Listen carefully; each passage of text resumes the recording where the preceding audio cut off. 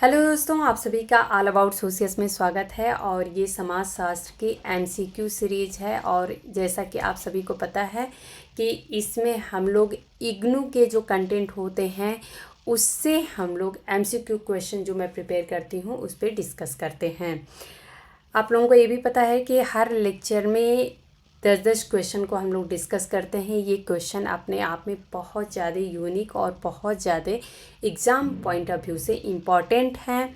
ये क्वेश्चन आप लोगों को यूनिक इसलिए दिखेंगे क्योंकि इसमें बहुत ऐसे कॉन्सेप्ट या बहुत ऐसी किताबें हैं जो कि नॉर्मल जो कॉम्पिटिटिव बुक मिलती हैं मार्केट्स में उसमें नहीं आप लोगों को देखने को मिलेंगे।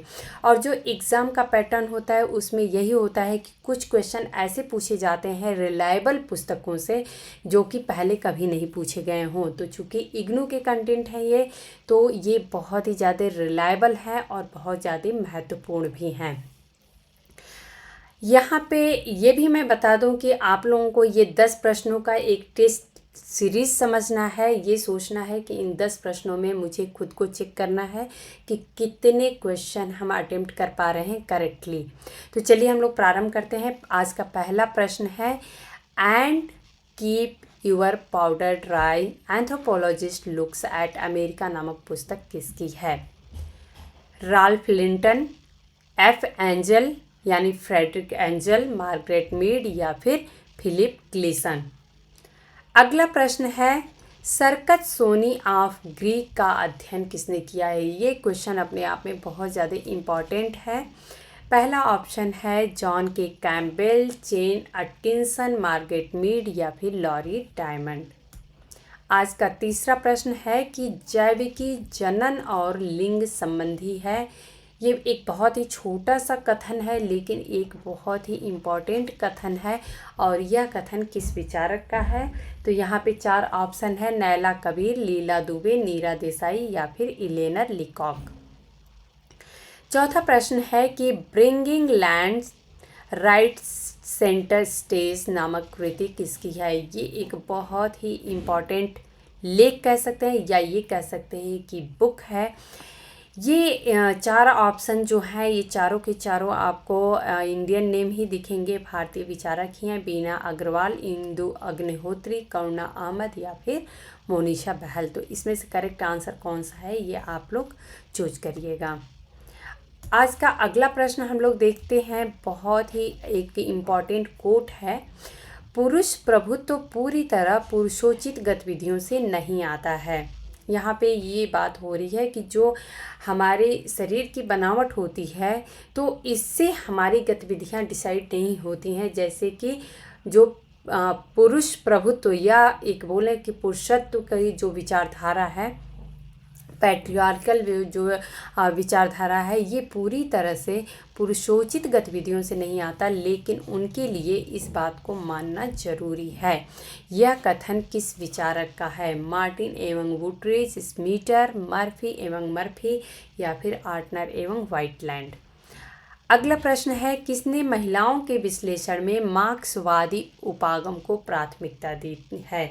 तो ये बहुत ही एक इम्पॉर्टेंट प्रश्न है। इस टाइप के प्रश्न जो हैं वो एग्ज़ाम में, जैसे कि नेट के एग्ज़ाम हुए या फिर हायर के एग्ज़ाम होते हैं या फिर जो ग्रेजुएशन के लिए या पीएचडी के लिए एंट्रेंस एग्ज़ाम के लिए जो एग्ज़ाम्स होते हैं उनमें इस टाइप के क्वेश्चन ज़रूर पूछ दिए जाते हैं। तो यहाँ पे 4 ऑप्शन है, इंदु अग्निहोत्री एवं बीना अग्रवाल, ये पेयर में है, करुणा अहमद एवं कल्पना वर्धन एवं लीला दुबे या फिर लीला दुबे एवं मधु किश्वर।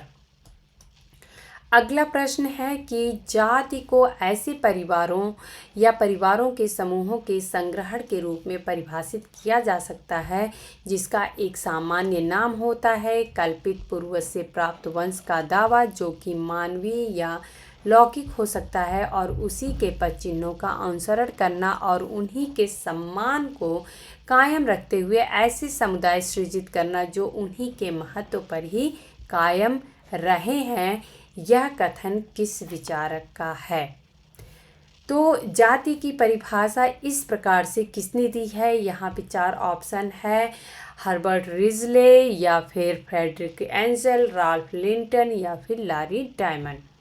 अगला प्रश्न हम लोग देखते हैं, Dravidian elements in Indian culture. ये एक बहुत ही महत्वपूर्ण पुस्तक है। ये पुस्तक जो है वो किस विचारक के द्वारा लिखी गई है? तो यहाँ पे 4 ऑप्शन है, गिलबर्ट स्लेटर, एच रिजले अर्थात हर्बर्ट रिजले, जॉन बोदेन या फिर जॉन लॉक।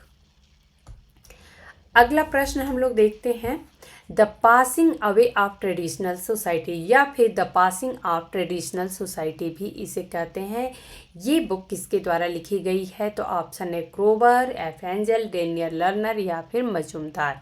और आज का आखिरी जो प्रश्न है वो ये है कि किस विचारक के लिए उत्तर आधुनिक विश्व जो है वो अति सच्चाई है, यानी हाइपर रियलिटी। तो हाइपर रियलिटी किसने कहा है उत्तर आधुनिक विश्व को? यहाँ पे 4 ऑप्शन है, एंथोनी गिडेंस, जे बॉड्रिलार्ड, डेनियल लर्नर या फिर जे हैबरमास। चलिए अब हम लोग ये अपने जो प्रश्न थे उसके आंसर हम लोग डिस्कस कर लेते हैं। तो आज का पहला जो प्रश्न है, and keep your powder dry, anthropologist looks at America नामक पुस्तक किसकी है? इसका करेक्ट आंसर है मार्गरेट मीड। ये ज़रूर आप लोग रखिएगा याद, क्योंकि मार्गरेट मीड की कुछ ही बुक्स हैं और जिसमें कि ये भी एक बुक है और ये बुक बहुत ज़्यादा इम्पॉर्टेंट है अपने आप में, तो ये आप लोगों को पता होनी चाहिए। सर्कस सोनी ऑफ ग्रीक, ये एक अध्ययन किया गया था और ये जो अध्ययन है वो जॉन के कैम्पबेल के द्वारा की गई थी। ये ग्रीक के सर्कस सोनी हैं उनका अध्ययन किया गया था और यहाँ पे जो है ये लोगों की प्रतिष्ठा और जो भेड़ें होती हैं और जो बच्चे होते हैं यही इनके लिए सब कुछ होता है। तो उसका अध्ययन इन्होंने किया था कि जो उनके पास भेड़ें होती हैं और उनके जो बच्चे होते हैं और समाज में उनकी कितनी उससे प्रतिष्ठा होती है, यही उनके लिए सब कुछ होता है। तो सर्कस सोनी ऑफ ग्रीक जो है ये जॉन के कैम्पबेल के द्वारा अध्ययन किया गया था, तो ये आप लोगों को पता होना चाहिए। ओके, नेक्स्ट प्रश्न देखते हैं हम लोग। जैविकी जो है वो जनन और लिंग संबंधी है, यह कथन किस विचारक का है? तो ये एक आप लोगों को नया नाम दिख रहा होगा, नैला कबीर का है। Bringing lands rights centre stage नामक कृति किसकी है? तो यहाँ पे आप लोगों को हो सकता है कि 2 नाम में कन्फ्यूजन हो रहा हो या फिर कोई और भी ऑप्शन आप लोगों को करेक्ट लग रहा हो, लेकिन यहाँ पे जो करेक्ट आंसर है वो है इंदु अग्निहोत्री। और जैसा कि आप सभी को पता है कि बीना अग्रवाल ने लैंड राइट्स के लिए काफ़ी कुछ काम किया है और इन्हीं के जो बीना अग्रवाल के लैंड राइट्स के जो इन्होंने सेंटर में ये प्रपोजल लाया था कि इस तरीके से जो महिलाएं हैं उनको भी लैंड राइट्स मिलनी चाहिए। तो इस तरीके से इन्हीं के जो कार्य हैं उन्हीं पे इनका एक लेख है या ये कह सकते हैं एक बुक है, bringing land rights centre stage. ये इंदु अग्निहोत्री का है। तो चूँकि मैंने यहाँ पे दोनों नाम इसलिए मेंशन किया था कि आप लोग बीना अग्रवाल से कंफ्यूज नहीं होइएगा।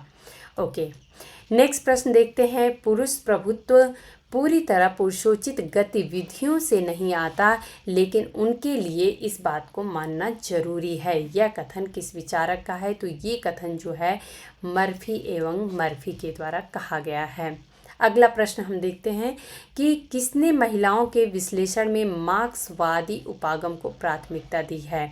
तो यहाँ पे जैसा कि आप लोग जो प्रीवियस क्वेश्चन आप लोग देखे उससे आई थिंक क्लियर हो चुका होगा कि बीना अग्रवाल जो है वो मार्क्सवादी उपागम से जुड़ी हुई है और बीना अग्रवाल के ही पचिन्हों पे चल के इंदु अग्निहोत्री ने भी मार्क्सवादी उपागम को ही अपनाया था। तो ये दोनों जो विचारिका हैं ये मार्क्सवादी उपागम से जुड़ी हुई हैं। ओके, अगला प्रश्न हम लोग देखते हैं। जाति को ऐसे परिवारों या परिवारों के समूहों के संग्रहण के रूप में परिभाषित किया जा सकता है जिसका एक सामान्य नाम होता है। तो जाति का एक सामान्य नाम होता है कल्पित पूर्वज से प्राप्त वंश का दावा, जो कि मानवीय या फिर लौकिक भी हो सकता है, और उसी के पद चिन्हों का अनुसरण करना और उन्हीं के सम्मान को कायम रखते हुए ऐसे समुदाय सृजित करना जो उन्हीं के महत्व पर ही कायम रहे हैं, इनको जाति कहते हैं। तो ये परिभाषा जो है वो दिया गया है हर्बर्ट रिजले के द्वारा। Okay, Dravidian elements in Indian culture नामक पुस्तक किस विचारक का है? तो ये जो है गिलबर्ट स्लेटर के द्वारा लिखा गया है। ये आप लोग ज़रूर याद रखिएगा, चूँकि इसमें इन्होंने देखा था इस बुक में कि जो दक्षिण भारत में ये मानते हैं कि जो भारत के जो ओरिजिनल जो निवासी रहे हैं वो द्रविडियन ही रहे हैं। तो इन्होंने ऐसा देखा कि जो दक्षिण भारत में द्रविडियन हैं उनमें जो है जाति की परंपरा जो है या और व्यवसाय से जुड़े हुए अपने पुश्तैनी व्यवसाय से पीढ़ी दर पीढ़ी चले रहने की परंपरा काफ़ी हद तक पाई गई थी, जो कि आर्यन जो आए थे भारत में उससे पहले से ही थी। ओके, तो ये बुक जो लिखी गई है गिलबर्ट स्लेटर के द्वारा लिखी गई है। अगला प्रश्न हम लोग देखते हैं, the passing away of traditional society नामक कृति किसकी है? इसको the passing away of traditional society कहते हैं या फिर the passing of traditional society भी कहते हैं। तो ये बुक जो है वो डेनियल लर्नर के द्वारा लिखी गई है। और आज का आखिरी प्रश्न है कि किस विचारक के लिए उत्तर आधुनिक विश्व जो है वो अति सच्चाई अर्थात हाइपर रियलिटी है? तो यहाँ पे करेक्ट आंसर जो है वो जे बॉड्रिलार्ड हैं। तो ये जो आज के 10 क्वेश्चन थे ये अपने आप में बहुत ही ज़्यादा इम्पॉर्टेंट थे और उम्मीद है कि आप लोगों के एग्ज़ाम की दृष्टि से काफ़ी कुछ हेल्प करेंगे। तो यदि आप लोगों को लेक्चर पसंद आता है, आप लोगों को मेरे पढ़ाने का तरीका पसंद आता है दोस्तों, तो आप लोग लाइक ज़रूर किया करिए, कमेंट करके हमें बताया करिए, अपने दोस्तों में शेयर किया करिए। धन्यवाद।